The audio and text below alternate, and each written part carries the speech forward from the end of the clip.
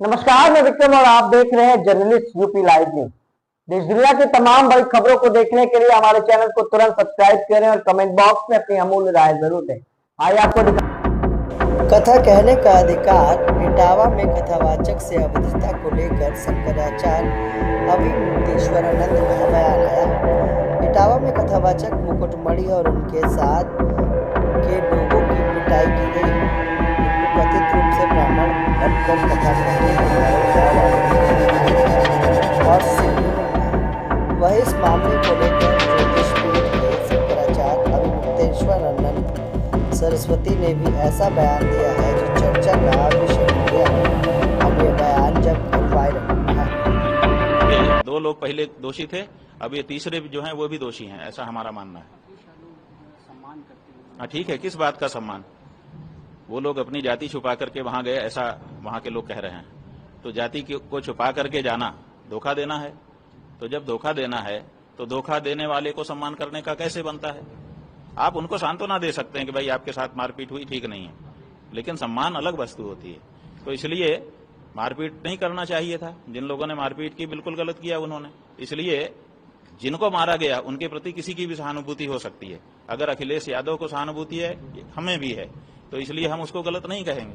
लेकिन उनका शाल उड़ा करके सम्मान करना, ये हम समझते हैं कि उचित नहीं है, ये ज्यादा है, क्योंकि उन्होंने भी दोष किया है, गलती उनकी भी है। उनको अपनी जाति नहीं छुपाना चाहिए था। किसी भी जाति में, सनातन धर्म की जितनी भी जातियां हैं, किसी भी जाति में जन्म लेना गौरव की बात है।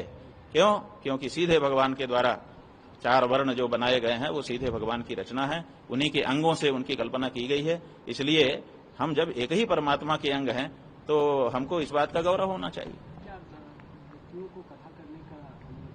हाँ? नहीं, ऐसा है कि कथा तो भगवान की सबके लिए है, किसी के लिए नहीं, ऐसा नहीं। भगवान भी सबके लिए है। हर व्यक्ति अपने अपने घर में भगवान को बुलाता है, सबके घर में भगवान आते हैं। देखिए, जिसके घर में सोने का सिंहासन है ना, वो भी भगवान को बुलाता है, भगवान उसके घर में भी आते हैं। और जिसके घर में जगह ही नहीं है, दीवार में आला लगा करके उसी के आले में ला करके बैठा देता है, तो अनंत ब्रह्मांड नायक भगवान उसी आले में आके बैठ जाते हैं। इसलिए भगवान की तो कोई बात नहीं है।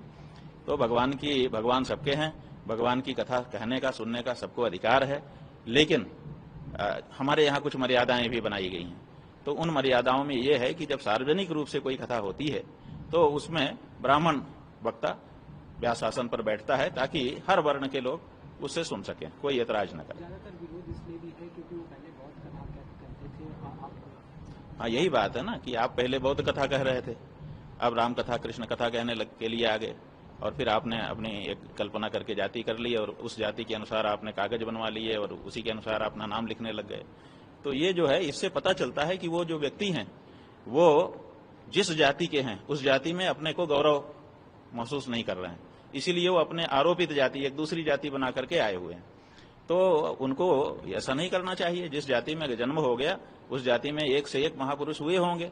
अपनी जाति के महापुरुषों का आदर्श ध्यान में रखते हुए उनको अपनी जाति पर गौरव रखना चाहिए और उस जाति को किसी से भी कम नहीं समझना